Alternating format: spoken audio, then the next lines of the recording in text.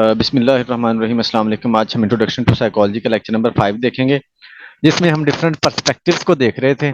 आज उसी को हम आगे बढ़ाएंगे। पर्सपेक्टिव वाले जो लेक्चर था, फेमिनिस्टिक साइकोलॉजी को देखते हैं, थोड़ा सा रिपीट करके आगे बढ़ेंगे।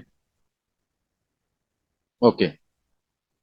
Feministic perspective, another perspective another perspective which focuses on thinking and emotions in humanism।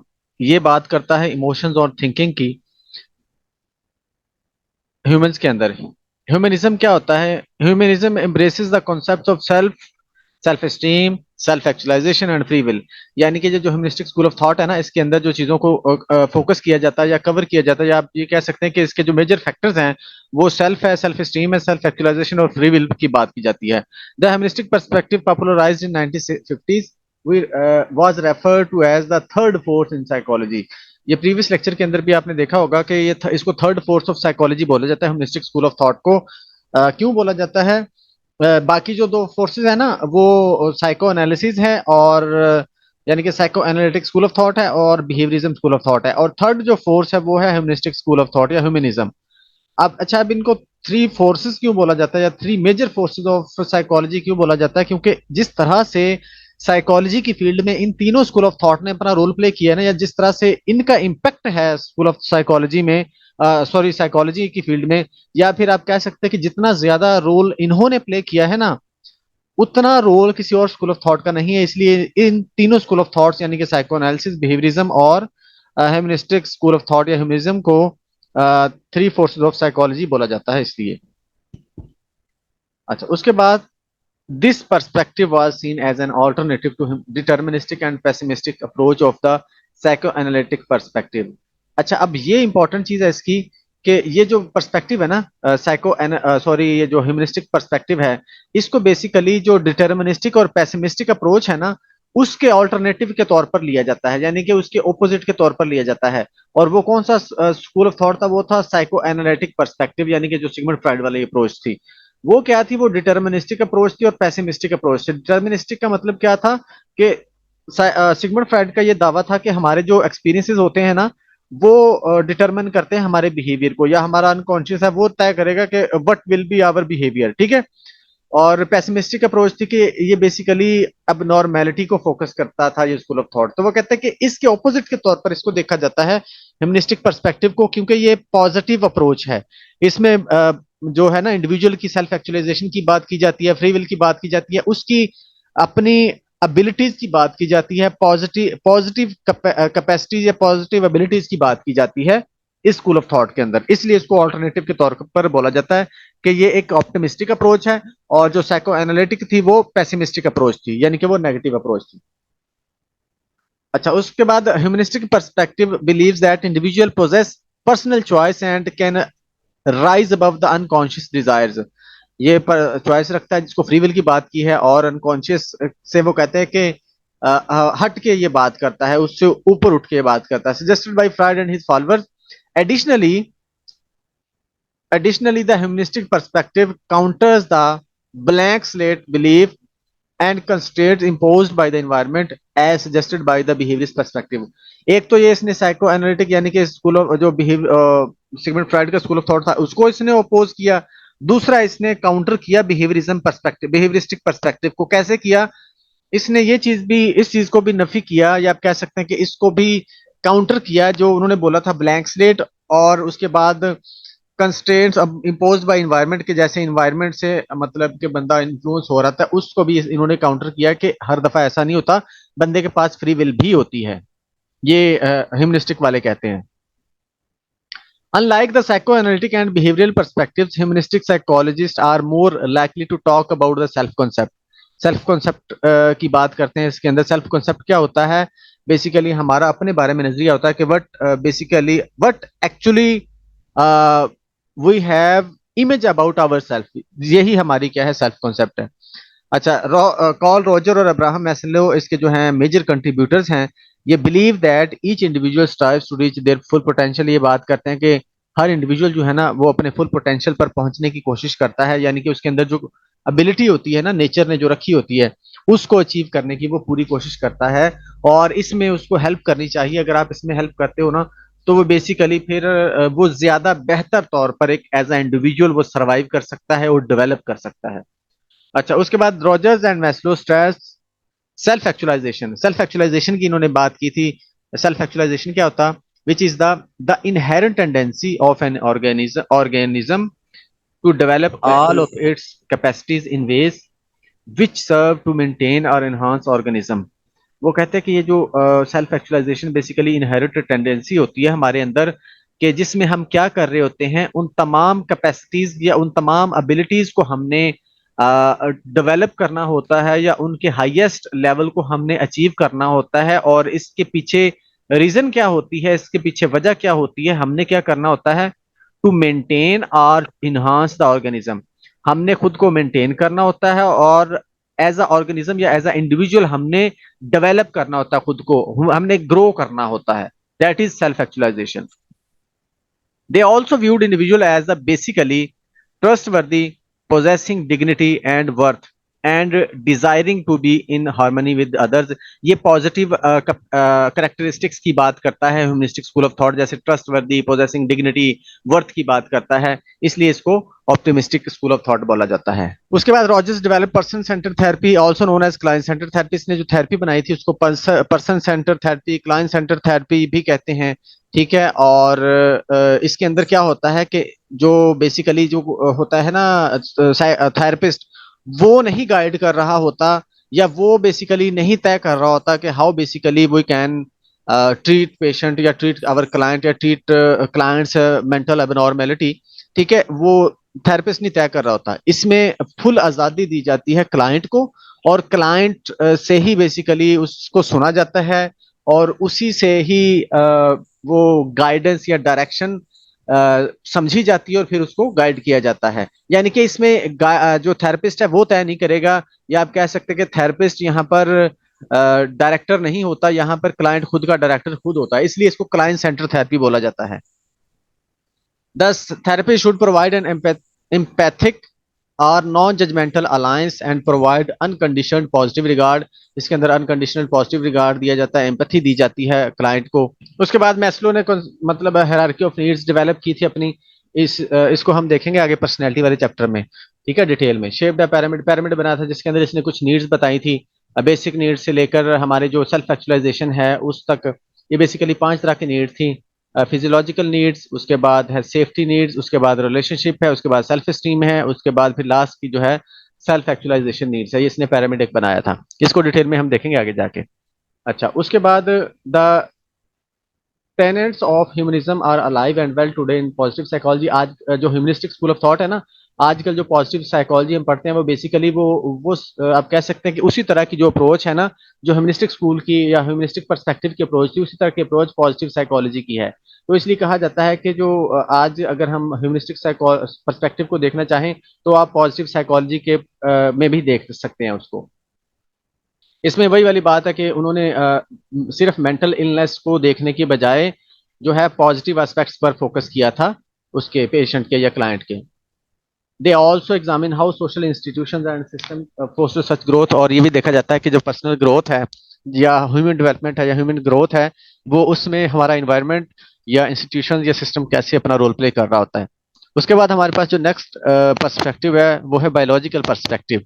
Biological perspective क्या होता है, बेसिकली अगर हम बायोलॉजिकल पर्सपेक्टिव को सिंपली अंडरस्टैंड करना चाहें कि ये क्या होता है, इसमें बेसिकली ये देखा जाता है कि आपका जो आपकी जो फिजिकल बॉडी है ना, वो किस तरह से रोल प्ले कर सकती है आपकी मेंटल एक्टिविटीज में, या आप कह सकते हैं आपकी नॉर्मेलिटी और एबनॉर्मेलिटी में। यानी कि हमारा जो ब्रेन और बॉडी है ना, इसका क्या रोल होता है हमारे नॉर्मेलिटी और एबनॉर्मेलिटी में, इसको देखा जाता है। The biological perspective focus on the interaction between biology and emotions, thoughts and behaviours. इसके दरमियान हम मतलब रिलेशनशिप को या इंट्रैक्शन को देखते हैं कि किस तरह से इंटरेक्ट कर रहा होता है। यानी कि हमारे अगर ब्रेन है, वो अगर पर्टिकुलर कोई भी पर्टिकुलर बिहेवियर या कोई भी पर्टिकुलर थॉट्स या कोई भी पर्टिकुलर इमोशंस अगर हम एक्सपीरियंस कर रहे हैं, तो उसका रिलेशनशिप हमारी बॉडी या ब्रेन के साथ किस तरह से है, कौन सा हमारे ब्रेन का पार्ट है हमारे पर्टिकुलर इमोशन को इफेक्ट कर रहा है या इन्फ्लुएंस कर रहा है, हमारी थॉट को इन्फ्लुएंस कर रहा है या हमारे बिहेवियर को इन्फ्लुएंस कर रहा होता है। ये जब इसका कनेक्शन देखा जाता है तो वो बेसिकली बायोलॉजिकल पर्सपेक्टिव होता है। According to Carlson, scientists who study the importance of the biological perspective combine the understanding of physiology with the experimental method of psychology. Such scientists often called neuroscientists, यानी कि जो इसमें study करते हैं वो neuroscientist कहलाते हैं. अच्छा, उसके बाद neuroscientist study a variety of human processes including perception, eating, reproduction, ये सारी चीज़ों को डिस्कस किया जाता है इसी के अंदर. उसमें स्लीपिंग, लर्निंग, मेमोरी और लैंग्वेजेस वगैरह. Additionally neuroscientist focus on the societal issues of addiction, neurological and psychological disorders, इसको भी वो स्टडी करते हैं. अच्छा, some researchers from the biological perspective might examine the role of genes. अब genes बहुत इंपॉर्टेंट चीज़ है. जीन्स क्या होता है? बेसिकली हमारे जो पेरेंट्स या आप कह सकते हैं हमारे नस्लों में एक मतलब नस्ल दर नस्ल या जनरेशन टू जनरेशन जो हमें जेनेटिक करेक्टरिस्टिक्स मिल रही होती है हमारे जीन्स के थ्रू, उसकी बात होती है. उसका भी बहुत ज्यादा रोल होता है हमारी बिहेवियर के अंदर, हमारी पर्सनैलिटी के अंदर. तो उसको भी जब स्टडी किया जाता है तो वो बेसिकली इसी पर्सपेक्टिव के अंदर आता है. अच्छा, genes in influencing our personality, intelligence and tendency to develop psychological disorders. ये हमारी पर्सनैलिटी को डेवलप करने में इंटेलिजेंस हो गया, हमारी करेक्टरिस्टिक्स हो गया, हमारा बिहेवियर होगा, उसमें रोल प्ले हो सकता है. इसके साथ साथ जो मेंटल डिसऑर्डर्स या बीमारियां होती है ना, अगर फर्ज करे शिजोफ्रेनिया जो फैमिली में अगर किसी को है ना, तो वो ज्यादा चांसेस होते हैं कि उसको शिजोफ्रेनिया हो जाएगा उसकी निस्बत, उस बंदे की निस्बत जिसकी फैमिली में कभी किसी को शिजोफ्रेनिया नहीं हुआ था. तो अगर दोनों बंदों को कंपेयर करें या हम दोनों के चांसेस की बात करें तो उसको ज्यादा चांस होता है डेवलप होने का जिसकी फैमिली में पहले से किसी को शिजोफ्रेनिया था, और उसको कम होगा जिसमें नहीं था. तो ये बेसिकली जीन्स इसमें रोल प्ले कर रहे होते हैं. अच्छा, उसके बाद फॉर एग्जाम्पल जीन्स में be the source of anatomical, chemical or physiological defects but may also cause a susceptibility to develop a variety of behavioral problems. कि बेसिकली जो जीन्स हैं वो मैंने बता दिया कि किसी भी एबनॉर्मेलिटी में अपना रोल प्ले कर सकते हैं. इसके साथ साथ किसी भी बिहेवियरल प्रॉब्लम के अंदर भी जीन्स अपना रोल प्ले कर सकते हैं. उसके बाद some neuroscientist focus on the nervous system. हमारा जो नर्वस सिस्टम होता है उसको भी स्टडी करते हैं कि हाउ बेसिकली हम our neurotransmitters, brain traumas and disease एक दूसरे को कैसे इन्फ्लुएंस कर रहे होते हैं, एक दूसरे के साथ कैसे वर्क कर रहे होते हैं इंटरेक्ट करके. जैसे मिसाल के तौर पर हम न्यूरो ट्रांसमीटर्स की ही बात कर लें, जब हमारा सेरोटोनिन कम हो जाता है, सेरोटोनिन कम हो जाए तो हम डिप्रेशन की तरफ जाते हैं. ठीक है, इसी तरह से डोपामिन जब इंक्रीज हो जाए तो हम स्किजोफ्रेनिया की तरफ जाते हैं, डोपामिन डिक्रीज हो जाए तो भी डिप्रेशन की तरफ हम जा सकते हैं. तो ये न्यूरोट्रांसमीटर्स बेसिकली अपना रोल प्ले कर रहे होते हैं इसमें. अब ये जब हमें पता चलता है ना कि इस बंदे को डिप्रेशन है तो हमें पता चल जाता है कि यार इसको सेरोटोनिन की कमी तो हो गई है, ये तो पक्की बात है. इसी तरह से अगर किसी को स्किजोफ्रेनिया हो जाता है तो इसका हमें पता चल जाता है कि इसको डोपामिन मतलब इसकी ज्यादती हो गई, डोपामिन इंक्रीज हो रहा है इसका. तो हमें ये क्लियरली पता चल जाता है. तो फिर हम एक हल हमारे पास ये भी होता है कि हम अगर न्यूरो को किसी तरह से काबू कर लें या हमें पता चल जाए कि क्या कौन सी चीज़ है उसको ट्रिगर कर रही है, तो भी किसी हद तक जो है हम उस डिसऑर्डर को ट्रीट करने में कामयाब हो सकते हैं. इसके साथ साथ कुछ जो दूसरे साइंटिस्ट होते हैं, एक इंटरेस्टिंग चीज इसके अंदर एक और है कि अदर में भी कुछ और साइंटिस्ट यानी कि डिफरेंट स्पीशीज क्या करते हैं, may compare different species to better understand human behaviour. For example, sleep has very old evolutionary roots.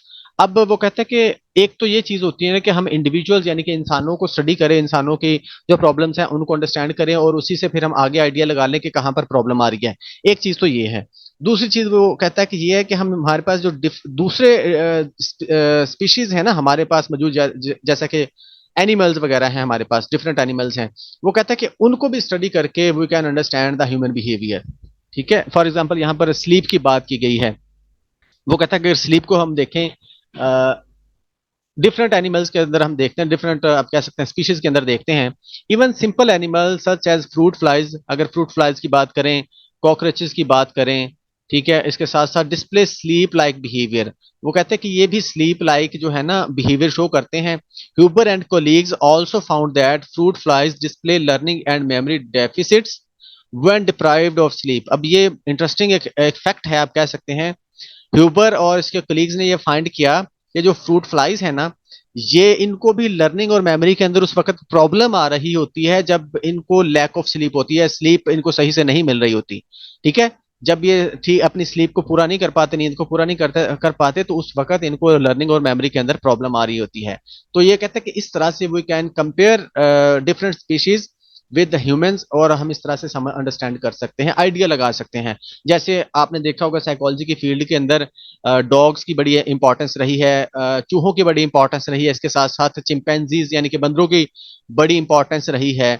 बहुत इंपॉर्टेंट एक्सपेरिमेंट्स किए गए हैं उन पर, उन एनिमल्स पर, और उससे फिर ह्यूमंस का भी बिहेवियर अंडरस्टैंड किया गया है, और जिसमें बहुत ज्यादा हेल्प मिली है हमें।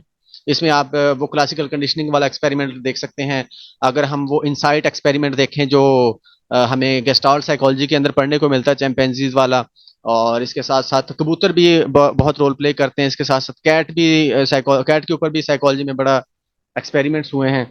ठीक है, तो ये डिफरेंट एलिमेंट्स, और ये बेसिकली एक्सपेरिमेंट्स क्यों हुए हैं? ह्यूमंस के बिहेवियर को अंडरस्टैंड करने के लिए, क्योंकि ह्यूमंस पर उस तरह से भी बहुत दफा ऐसा होता है कि ह्यूमंस पर उस तरह से एक्सपेरिमेंट नहीं किए जा सकते जिस तरह से हम एनिमल्स पर कर सकते हैं, या ऐसे एक्सपेरिमेंट जो ह्यूमन पर पॉसिबल ही नहीं करना, वो एनिमल्स पर करके हम अंडरस्टैंडिंग बेहतर बना सकते हैं। अब वो कहते हैं कि examining how other animals react to stimuli, कि किसी स्टिमुलस पर कैसे कोई एनिमल रिएक्ट कर रहा है, ये क्या कर सकता है, इससे क्या होगा, may provide insight into the human experience. ये हमें बता सकता है कि ह्यूमन एक्सपीरियंस भी इसी तरह का होगा, या वो भी इसी तरह के रिजल्ट दे सकता है। अच्छा, नर्वस सिस्टम, ये जो हम बायोलॉजिकल पर्सपेक्टिव की बात की है, इसमें नर्वस सिस्टम को स्टडी किया जाता है। नर्वस सिस्टम के अंदर दो पार्ट्स होते हैं, central nervous system, peripheral nervous system. Central nervous system के अंदर आगे फर्दर दो पार्ट्स होते हैं, एक ब्रेन और दूसरा स्पाइनल कॉर्ड। ब्रेन क्या होता है, हमारे जितने भी हम जितने भी बिहेवियर शो कर रहे होते हैं, या आप कह सकते हैं प्रोसेसेस कर रहे होते हैं चीज़ों को, हमारे खास तौर पर जितने भी हमने अपने फंक्शंस परफॉर्म करने होते हैं, वो बिहेवियर सॉरी वो ब्रेन के अंदर ही प्रोसेस होते हैं, और ब्रेन के अंदर से ही इंस्ट्रक्शंस आती हैं।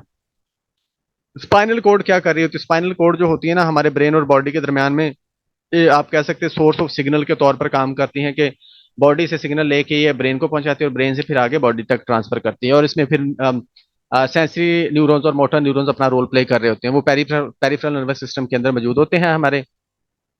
अच्छा, उसके बाद जो पेरिफेरल नर्वस सिस्टम आगे फर्दर डिवाइड किया होता है दो सिस्टम्स में, somatic nervous system, autonomic nervous system.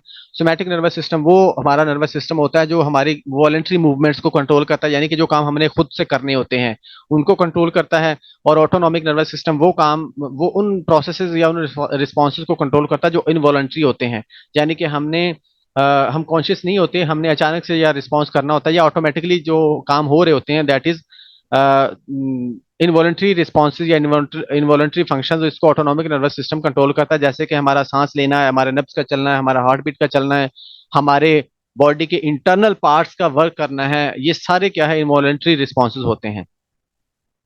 अच्छा, उसके बाद सिंपैथेटिक, इसको ऑटोनॉमिक नर्वस सिस्टम को आगे दो पार्ट्स में डिवाइड किया गया फर्दर, सिंपैथेटिक डिवीजन और पैरासिम्पैथेटिक डिवीजन। सिंपैथेटिक डिवीजन वो सिस्टम होता है, या वो आप कह सकते हैं बॉडी का हमारा सिस्टम होता है जो हमें फाइट और फ्लाइट के लिए रेडी करता है, यानी कि हमारे साथ जिस सिस्टम को सिंपथी होती है ना, हमारा जो साथ देता है अच्छे बुरे वक्त में, वो हमारा सिंपैथेटिक नर्वस सिस्टम होता है। सिंपथी से हमदर्दी, आप इसको याद करना है, तो सिंपथी यानी कि हमदर्दी, अच्छे और बुरे वक्त में जो आपके साथ सिस्टम खड़ा होगा ना, यानी कि जब आपको किसी प्रॉब्लम में आप होते हैं ना, तो उस वक्त आपकी बॉडी को जो तैयार करता है ना सिस्टम, वो आपका सिंपैथेटिक नर्वस सिस्टम होता है। मिसाल के तौर पर आप अचानक से आप जब रोड पे जा रहे हो, अचानक से आपको लगे कि एक्सीडेंट होने वाला, उस वक्त आपको जो एक्टिव करता है सिस्टम यही करेगा। इसके साथ साथ जब आपके सामने फर्ज करे सांप आ जाए, तो उस वक्त जो कदम उठाना होता है, उस वक्त जो आपने एक्शन करना होता है, या किसी भी तरह का फंक्शन परफॉर्म करना है, उसके लिए आपको रेडी करेगा सिंपैथेटिक नर्वस सिस्टम, यानी कि आपकी बॉडी को प्रिपेयर कर देगा, एक्टिव कर देगा सारी को। इसके साथ साथ इसके उलट जो सिस्टम होता है वो पैरासिम्पैथेटिक नर्वस सिस्टम या डिवीजन होती है, जो आपको रेस्ट की हालत में या डाइजेस्ट करने में हेल्प करता है। एक्टिव करेगा आपको सिंपैथेटिक डिवीजन, और जो आपको नॉर्मल हालत में लेके आएगा वो पैरासिम्पैथेटिक डिवीजन होगी। तो ये एक शॉर्ट सा इसका इंट्रोडक्शन था। इसको जब डिटेल में हम पढ़ेंगे थर्ड चैप्टर के अंदर, वो सारा इसी का बायोलॉजिकल पर्सपेक्टिव के ऊपर ही होगा, वो सारा इसमें डिटेल से पढ़ेंगे ब्रेन को और बॉडी को। अभी जस्ट आप इसका इंट्रोडक्शन देख लें, कॉन्सेप्ट्स इसके देख लें। अब हमारा कॉग्निटिव पर्सपेक्टिव क्या होता है? कॉग्निटिव पर्सपेक्टिव के अंदर बेसिकली हमारे जो मेंटल फंक्शंस होते हैं ना, हमारी के थिंकिंग, फीलिंग, परसेप्शन, ठीक है, मेमोरी, जजमेंट, रीजनिंग, लॉजिक, ये सारे जो हमारा प्रोसेस हो रहा होता है ना, ये हमारी बेसिकली कॉग्निशन के अंदर हो रहा होता है, या बेसिकली ये हमारी कॉग्निशन होती है। अब इसके पॉइंट ऑफ व्यू से हम जब चीजों को स्टडी करते हैं, तो that is our cognitive perspective, या फिर कॉग्निटिव न्यूरोसाइंस। ठीक है, ये हमारा होगा। अच्छा, analogy between the brain and the computer, although by no means perfect, provided part of the impetus for a new school of psychology called cognitive psychology. The cognitive perspectives क्या होता है? Basically cognitive perspective studies mental processes including perception, thinking, memory and judgment. These actions correspond well to the process that computer performs. ये basically वो कहता है कि उसी तरह के प्रोसेसेस होते हैं। ये बेसिकली वो कहते हैं कि अगर आप इंसान के कॉग्निटिव प्रोसेसेस को देखना चाहें तो आप एक कंप्यूटर के साथ इसको कंपेयर कर सकते हैं। तो जो जिस तरह से हमारा ब्रेन ये सारे प्रोसेस कर रहा होता है ना, उसी तरह से बेसिकली कंप्यूटर भी परफॉर्म कर रहा होता है। Although the cognitive psychology began in earnest in the 1960s, early psychologists had also taken a cognitive orientation. अगरचे यहाँ पर स्टार्ट हुई थी, उससे पहले भी लोग इसके हवाले से मतलब कॉग्निटिव पर्सपेक्टिव के पॉइंट ऑफ व्यू से सोचते थे। खास तौर पर some of the important contributors to cognitive psychology include the German psychologist Hermann Ebbinghaus. Hermann Ebbinghaus ने बहुत इंपॉर्टेंट एक्सपेरिमेंट किए हुए हैं इस पर, खास तौर पर मेमोरी के ऊपर। जो है इसके एक्सपेरिमेंट बहुत फेमस हैं। Who studied the ability of people to remember list of words, ये एक्सपेरिमेंट था इसका। जब हम मेमोरी वाला चैप्टर पढ़ेंगे तो उसके अंदर इसको देखेंगे डिटेल में। And the English psychologist sir Frederick Frederick ने भी कॉग्निटिव साइकोलॉजी में अपना रोल प्ले किया था। कॉग्निटिव पर्सपेक्टिव में कैसे? Who study the cognitive and social processes of the remembering, इसने कॉग्निटिव और सोशल प्रोसेस को अंडरस्टैंड किया था याद करने के। Bartlett created short stories that were in some ways logical but also contained some very unusual and unexpected events. अब ये चीज को अंडरस्टैंड कीजिएगा, ये इंपॉर्टेंट चीज है और कॉन्सेप्चुअल चीज है और हैरान करने वाली चीज भी है आपको। अच्छा, अब ये क्योंकि मेमोरी के बारे में बात हो रही है, कॉग्निटिव प्रोसेस के बारे में बात हो रही है, ये जो बार्टलेट है ना, इसने जो एक्सपेरिमेंट या किया ना, या स्टोरीज इसने डेवलप की थी। इसने स्टोरी कैसे डेवलप की? कहते हैं कि इसने short stories that were in some ways logical, कुछ किसी तरह से तो वो लॉजिकल थी, but also contained some very unusual and unexpected events. कुछ इसने अनयूजुअल सी चीजें और अनएक्सपेक्टेड इवेंट डाल दिए उसके अंदर, स्टोरीज के अंदर। अच्छा, उसके बाद फिर क्या कहता है? Bartlett discover that people found it very difficult to recall the stories exactly.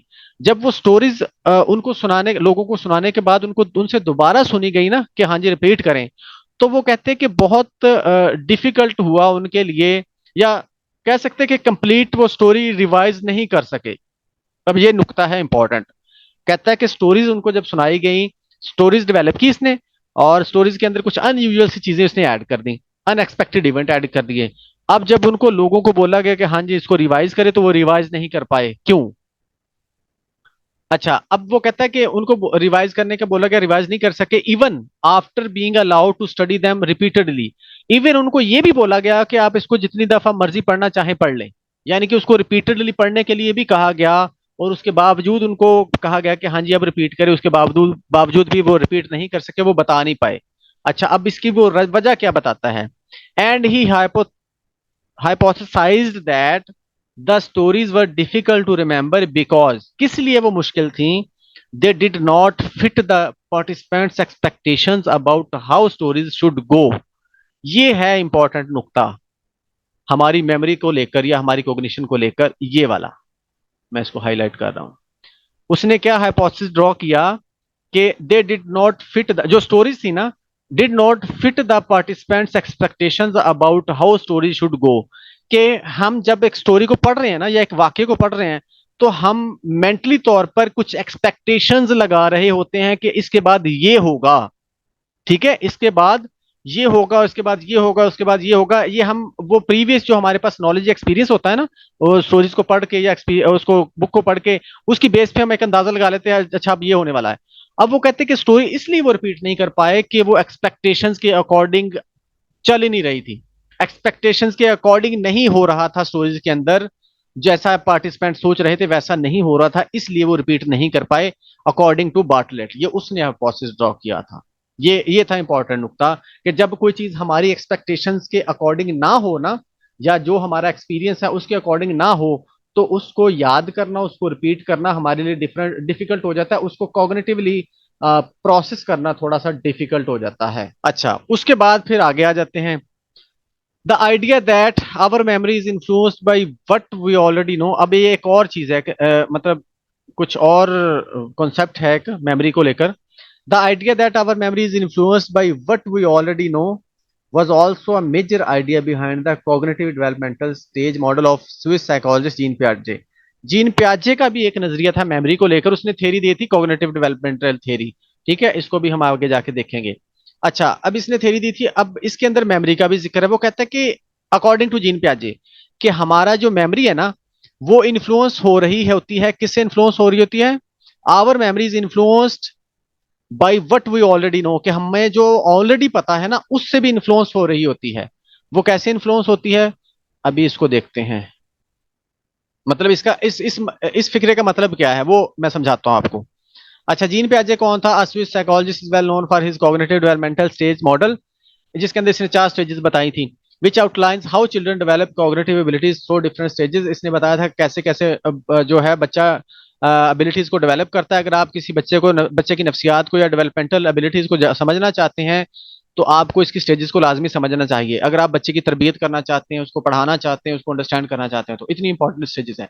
अच्छा, one of the central ideas in Piaget's theory is that memory and cognitive processes are influenced by what we already know, यानी कि हमारे पास जो पहले से इल्म होता है उससे उससे भी इन्फ्लुएंस हो रही होती है हमारी मेमोरी और cognitive process. A concept often refer to as schema theory. इस चीज को या इस थ्योरी को स्कीमा थ्योरी बोला जाता है। वो कहता है कि हमारी मेमोरी के अंदर स्कीमास डेवलप होते हैं। उस वो स्कीमास बेसिकली हमारा नॉलेज होता है डिफरेंट चीजों को लेकर। अब उस स्कीमा की बेस पे वो कहता है कि हमारी मेमोरी इन्फ्लुएंस होती है, या तो हमारी मेमोरी मॉडिफाई हो रही होती है, या मेमोरी में एडिशन हो रही होती है, या फिर मेमोरी में सब्सट्रैक्शन हो रही होती है। ये बेसिकली इसका मतलब ये था। स्कीमा क्या होता है? स्कीमा हमारा किसी चीज को लेकर आप कह सकते हैं कि नॉलेज होता है, या किसी चीज को लेकर कॉन्सेप्ट होता है जो हम अपनी मेमोरी में बिठा लेते हैं। फिर उसी कॉन्सेप्ट की बेस पे हम फ्यूचर के अंदर चीजों को इंटरप्रेट करते हैं या एवेल्युएट करते हैं। जैसे मिसाल के तौर पर अगर आप पहली दफा बच्चे को व्हाइट कैट दिखा दें, सफेद रंग की बिल्ली दिखा दें, आप उसको कह दें कि ये दिस इज अ कैट, ठीक है, 4 टांगे एक होती है, इसकी दुम होती है और इसका व्हाइट कलर होता है, वो ये कॉन्सेप्ट बना लेगा, स्कीमा बना लेगा अबाउट कैट। अब अगली दफा जब भी वो 4 टांगों वाली किसी चीज को देखेगा ना, तो वो उसको कैट के साथ मिलाने की कोशिश करेगा। कैट की जो इन्फॉर्मेशन उसके पास बनी पड़ी है ना, उसके अकॉर्डिंग उसको डिफाइन करने की कोशिश करेगा। अगर तो वो व्हाइट कलर की होगी तो वो कहेगा ये दिस इज अ कैट, ठीक है। और जब वो व्हाइट कलर की नहीं होगी तो उसमें वो कंफ्यूज हो सकता है। फिर हमें उसको बताना पड़ता है कि this is also a cat, एक से ज्यादा कलर हो सकते हैं। तो फिर वो जो स्कीमा उसके पास बना होगा उसको मॉडिफाई कर लेता है वो। अगर वो कैट ना हो, मिसाल के तौर पर सामने कुत्ता हो, डॉग हो, तो फिर हम उसको बताते हैं कि this is not a cat, this is a dog. तो फिर एक नया स्कीमा वो डेवलप कर लेता है, या उसी स्कीमा को मॉडिफाई करके बता देता है, कैटेगरी बना देता है कि कैट और होती है और डॉग और होता है। तो बेसिकली ये हमारी, वो कहता है हमारे पास पहले से जो नॉलेज होता है ना, वो भी हमारी मेमोरी को इन्फ्लुएंस कर रहा होता है। अच्छा, with its argument that our thinking has a powerful influence on behaviour. हमारी जो थिंकिंग होती है हमारा उस पावरफुल इन्फ्लुएंस डालती है हमारे बिहेवियर पर। The cognitive approach provides a distinct alternative to behaviourism. अब बिहेवियरिज्म को चैलेंज कर रहा है कॉग्निटिव स्कूल ऑफ थॉट। ये अल्टरनेटिव के तौर पर आ रहा है। कैसे आ रहा है? These psychologists contend that people interpret as well as respond to the stimuli they experience। कि वो कहते हैं कि जो लोग हैं ना, इंटरप्रेट करते हैं स्टिमुलस को, उसके बाद उसको क्या मतलब कि इंटरप्रेट करते हैं, उसके बाद उसको रिस्पॉन्स करते हैं जो भी स्टिमुलस वो एक्सपीरियंस कर रहे हैं या जो भी एक्सपीरियंस कर रहे हैं। It is essential to take the mind into account to fully understand the actions of humans in response to environmental stimuli. मतलब कि वो कहता है कि ये जरूरी होता है। किस लिए जरूरी होता है? to take the mind into account to fully understand the actions of humans in response to environmental stimuli, के environmental stimuli को उसने कैसे क्या करना है, बिहेव करना है, या उसको कैसे रिस्पॉन्स करना है, इसके लिए बहुत जरूरी होता है माइंड को अंडरस्टैंड करना। अच्छा, इसकी एग्जांपल देखते हैं हम, इसका मतलब क्या है। फॉर एग्जांपल, अब यहां पर हम कर लेते हैं अली, कर देते हैं, चलो इस तरह थोड़ा सा फेमिलियर लगेगा। हमारे पास एक एम्प्लॉय है Ali, completes a challenging project at work. उसने एक बहुत चैलेंज वाला जो है ना प्रोजेक्ट है उसने कंप्लीट किया। उसका जो बॉस था ना हसन, या उसका manager, their manager Hasan says great job Ali, your work on this project was outstanding. अब उसने एक प्रोजेक्ट कंप्लीट किया अली ने।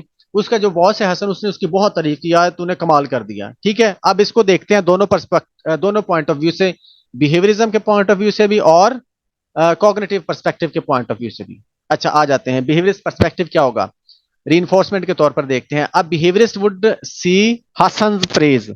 हसन ने जो तारीफ की, यानी कि उसके मैनेजर ने जो तारीफ की है ना, वो बिहेवियरिस्ट उसको कैसे देखेगा कि ये एक पॉजिटिव रीइंफोर्समेंट है, ठीक है। अच्छा, उसने जो तारीफ की, रीइंफोर्सिंग स्टिमुलस, द प्रेज जो है ना, ये एक रीइंफोर्सिंग स्टिमुलस है, is a positive stimulus that increase the likelihood of Ali engaging in similar hard work in the future, कि ये एक पॉजिटिव मोटिवेशन के तौर पर काम करेगी ताकि फ्यूचर में भी वो इसी तरह से परफॉर्म करे, ठीक है। अच्छा, उसके बाद focus, the behaviour focus on the observable behaviour, Ali ने जो काम किया है, यानी कि हार्डवर्क किया है उस प्रोजेक्ट पर, उसको ऑब्जर्व करता है बिहेवियरिज्म वाला।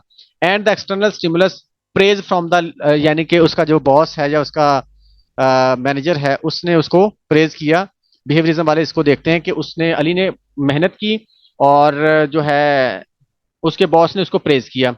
दैट reinforces दिस बिहेवियर, ये बिहेवियरिज्म वालों का पर्सपेक्टिव है। अब इसको कॉग्निटिव पर्सपेक्टिव वाला कैसे देखता है? अ cognitive perspective, cognitive psychologist would delve into allies thoughts and interpretation of the praise, कि अली जो है ना, ये जो उसके बॉस ने या उसके जो है ना मैनेजर ने उसको जो तारीफ की है ना, इसको अब देखेगा अली के माइंड में घुस के, कि अली इसको लेकर क्या सोच रहा है। उसने जो प्रेज सुनी है ना, उसने अपनी जो तारीफ सुनी है, उसको वो कैसे लेकर ले रहा है, उसको कैसे सोच रहा है, ठीक है। अब ये भी एक इंटरेस्टिंग चीज है, इसको अंडरस्टैंड कीजिएगा कि हम कोई जब बात हमें करता है ना, या कोई तारीफ या हमारी हमारी तारीफ करता है, हमारी बुराई करता है, उसको हम कैसे ले रहे होते हैं, इसको देखते हैं। इंटरनल प्रोसेसिंग उसकी कैसे होती है? अली माइट थिंक, वो सोच सकता है, Hasan praise my work because it really contributed to the company's success. एक तरह तो ये सोचेगा कि वाकई उसके बॉस ने उसकी हेल्प की है, सॉरी उसकी तारीफ की है, क्यों? क्योंकि मैंने कंपनी को फायदा पहुंचाया है। एक पर्सपेक्टिव ये है उसका, इंटरनल प्रोसेसिंग।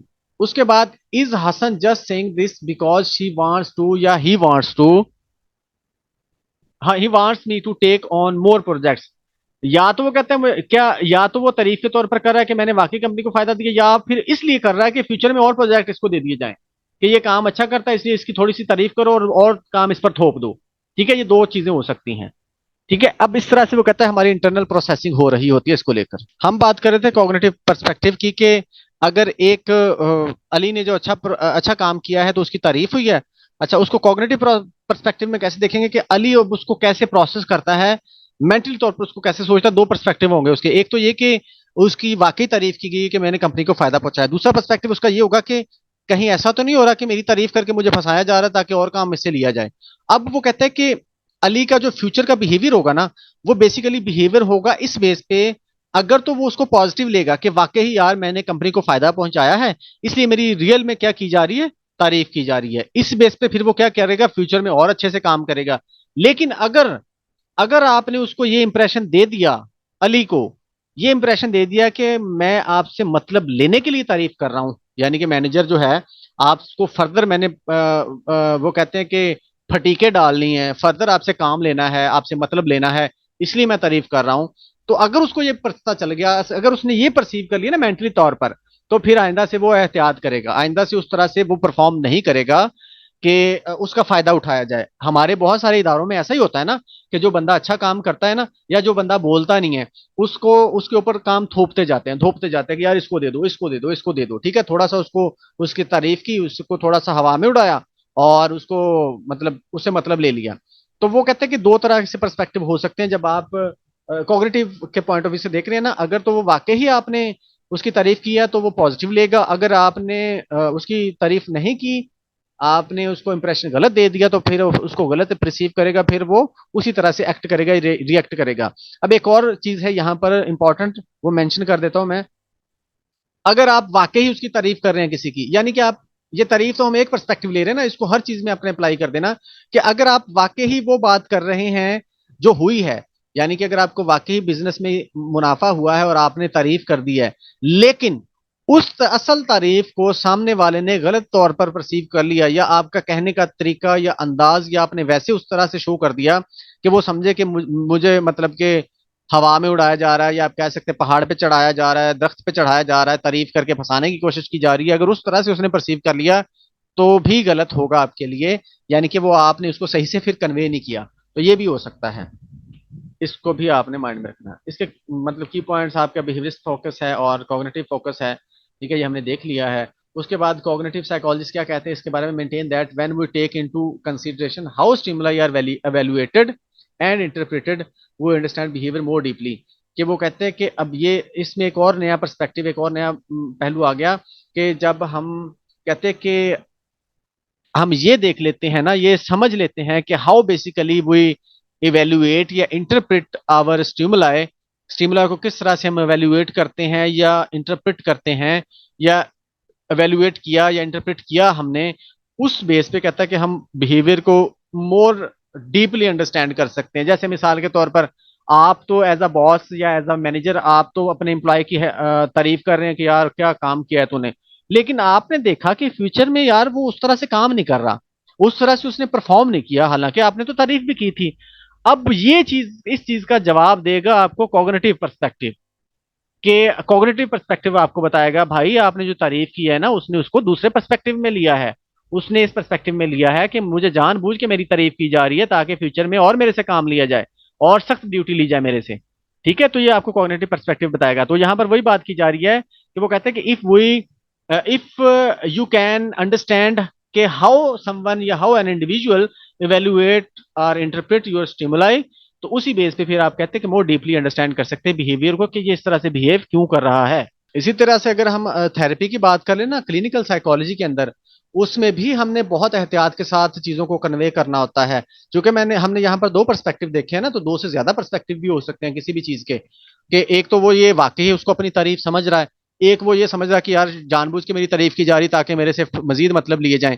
इसी तरह से जब हम कॉग्निटिव साइकोलॉजी के अंदर, सॉरी क्लिनिकल साइकोलॉजी के अंदर किसी की थेरेपी कर रहे हैं या हिस्ट्री ले रहे हैं, तो उस वक्त भी हमें बहुत नाप तोल के देखना पड़ता है या केस को डील करना पड़ता है कि कहीं मेरी जो कही जा रही बात या मेरा जो लहजा है या मेरे जो अल्फाज हैं उसको किसी और तरह से परसीव तो नहीं किया जा रहा। तो इसमें भी हमें बहुत क्लियर होना पड़ता है या अपने क्लाइंट को बहुत क्लियरली ये बताना पड़ता है कि basically what you are trying to say या what you are trying to convey our client. ठीक है, तो ये आपने बहुत ख्याल से देखना होता है, क्योंकि वो कहता है कि इसी पर डिपेंड करेगा अगले बंदे का या इंडिविजुअल का बिहेवियर, कि जिस तरह से उसने आपके दिए गए स्टिमुलस को या आपके वर्ड्स को परसीव किया है, उसी पर डिपेंड करेगा। ये हमें कॉग्निटिव साइकोलॉजी या कॉग्निटिव पर्सपेक्टिव बताता है। अच्छा, as previously noted one model of information, जैसे वो कहा जाता है ना कि एक एक ही बात के या आपके कहने के अंदाज से या आपके जो आपने वर्ड सुने हैं उसके एक से ज्यादा मतलब हो सकते हैं। आप कहें कि मेरा तो ये मतलब ही नहीं था लेकिन सामने वाले ने वो ले लिया, तो उस चीज का हमें बड़ा ख्याल करना पड़ता है। अच्छा, as previously noted one model of information processing used by early cognitive theorist was the computer. Computer को यहाँ पर बेसिकली हम उसके साथ कंपेयर करते हैं। Information processing theory describes the human mind as a receiving input, कि वो माइंड क्या है, इनपुट लेता है, रिसीव करता है, उसको प्रोसेस करता है बेस्ड ऑन द प्रोग्राम। ठीक है, उसके बाद क्या करता है, आर स्कीमाज आर प्रोग्राम की बेस पे उसको प्रोसेस करता है and using the results of his processing to produce output, और उसकी बेस पे फिर क्या करता है, आउटपुट वो प्रोड्यूस करता है। For example, someone asks you a question in Spanish, अगर स्पेनिश में अब, अच्छा ये भी एक इंटरेस्टिंग चीज है यहाँ पर, इसको भी अंडरस्टैंड कर लीजिएगा, मिसाल से समझ लेते हैं इसको। If someone ask you a question in Spanish, आपसे कोई स्पेनिश में क्वेश्चन पूछता है, ठीक है, स्पेनिश लैंग्वेज में, if you have a program for that language you process the question and respond. अगर आप में वो प्रोग्राम होगा उस लैंग्वेज का, यानी कि स्पेनिश का प्रोग्राम या स्पेनिश नॉलेज या स्पेनिश लैंग्वेज आपके माइंड में, आपके ब्रेन में, आपकी मेमोरी में है, तो ही आप उसको प्रोसेस कर पाओगे, तो ही आप उसको रिस्पॉन्स कर पाओगे। If you only have a program for English the input is not useful. अगर आप में सिर्फ प्रोग्राम ही इंग्लिश का है, ठीक है, तो फिर वो इनपुट जो है किसी काम की नहीं होगी। ये कंप्यूटर का है ना, ये कंप्यूटर के साथ कंपेयर करके देखते हैं कि एक कंप्यूटर में सिर्फ इंग्लिश है, तो वो कभी भी आपको स्पेनिश में रिप्लाई नहीं करेगा, स्पेनिश में वो बता ही नहीं पाएगा, क्योंकि इनपुट ही यूजफुल नहीं है, इनपुट ही बेकार है। क्यों? क्योंकि उसके लिए बना ही नहीं है वो कंप्यूटर, या वो कंप्यूटर में उसमें वो एबिलिटी नहीं है। इसी तरह से हमारे माइंड की बात हो रही है, ब्रेन की बात हो रही है, कि जिस तरह का प्रोग्राम या जिस तरह का नॉलेज या जिस तरह की इनपुट आप या कि जिस तरह के स्कीमाज आपके माइंड में बने हुए हैं ना, मेमोरीज में बने हुए हैं, उसी में आपको रिस्पॉन्स मिलेगा। अगर उससे हट के होगा तो आपको रिस्पॉन्स नहीं मिलेगा, प्रोसेसिंग नहीं हो पाएगी। Psychologist now recognize that human brain is much more complex than a computer. अब ये कंप्यूटर की मिसाल थी कि इस तरह से वर्क करेगा, लेकिन साइकोलॉजिस्ट कहते हैं हमारा जो ह्यूमन ब्रेन है ना, ये कंप्यूटर से भी ज्यादा कम्प्लेक्स है, तो इसके लिए ज्यादा हमें केयरफुल होना पड़ता है। Cognitive psychology remains enormously influential today and is it has guided research in such very, मतलब इसको बहुत सी फील्ड्स के अंदर यूज किया जाता है रिसर्च के लिए, जिसमें कौन कौन सी फील्ड्स हैं? लैंग्वेज है, problem solving, memory, intelligence, education, human development, social psychology and खास तौर पर साइकोथेरेपी, जिसके बारे में मैंने ऊपर डिस्कस कर लिया है, जिक्र कर दिया है। और भी बहुत से इसके पर्सपेक्टिव हो सकते हैं साइकोथेरेपी के पॉइंट ऑफ व्यू से। अच्छा, the cognitive revolution has been given even more life over the past decades as a result of recent advances in our ability to see the brain and in action using neuroimaging techniques। अब इसको basically आप कह सकते हैं कि ज्यादा advance हो गई है ये, अब ज्यादा बेहतर तौर पर आपको रिजल्ट मिलते हैं, खासतौर पर न्यूरो इमेज की फॉर्म में। न्यूरो इमेजिंग क्या होती है? Is the use of various techniques to provide pictures of the structure and the function of the living brain. आप ब्रेन को बाहर से न्यूरो इमेजिंग के थ्रू क्या कर सकते हैं? ऑब्जर्व कर सकते हैं। किसी भी तरह का कोई प्रॉब्लम हो या इफेक्ट हो या डिफेक्ट हो आपके ब्रेन के अंदर, आप उसको देख सकते हैं। जैसे आपके सामने पिक्चर है ना, ये न्यूरो इमेजिंग की पिक्चर है। आपको ब्रेन के डिफरेंट पार्ट्स जिसमें ये प्रॉब्लम आपको नजर आ रही होगी ना, तो ये इस तरह से हम देख सकते हैं कि ब्रेन के किस पार्ट में कोई प्रॉब्लम है। These images are use to diagnose brain disease and injury. इसमें आपको पता चल जाता है कि किस ब्रेन में कोई डिजीज है या किस ब्रेन के किस पार्ट में कोई बीमारी है या कोई इंजरी हुई है। But they also allow researchers to view information processing as it occurs in the brain because the processing causes the involve area of the brain to increase metabolism and show up on the scan. इसके साथ साथ वो कहते हैं कि information processing के बारे में भी हमें इसमें पता चलता है कि कौन सा ब्रेन किसी इंफॉर्मेशन को प्रोसेस कर रहा है। ठीक है। मतलब कि जब हम किसी खास फंक्शन के अंदर या किसी खास तरह की परफॉर्मेंस के अंदर होंगे ना, कोई खास तरह का बिहेवियर परफॉर्म कर रहे होंगे, तो उस बिहेवियर को लेके या उस फंक्शन को लेके हमारा ब्रेन का कोई पर्टिकुलर पार्ट एक्टिव होगा या कोई मतलब किसी तरह से उसमें तब चेंज आएगा। तो वो कहते हैं कि आपको जो न्यूरो इमेजिंग है ना, वो बता सकती है, वो दिखा सकती है कि कौन सा ब्रेन का पार्ट किस तरह से किसी पर्टिकुलर फंक्शन के अंदर एक्टिव हुआ था। हाँ जी, क्लियर है जी यहाँ तक। ये हमारा आज का लेक्चर था। ये हमने दो पर्सपेक्टिव आज देखे, सॉरी तीन पर्सपेक्टिव। कोई क्वेश्चन है तो आप लोग पूछ सकते हैं।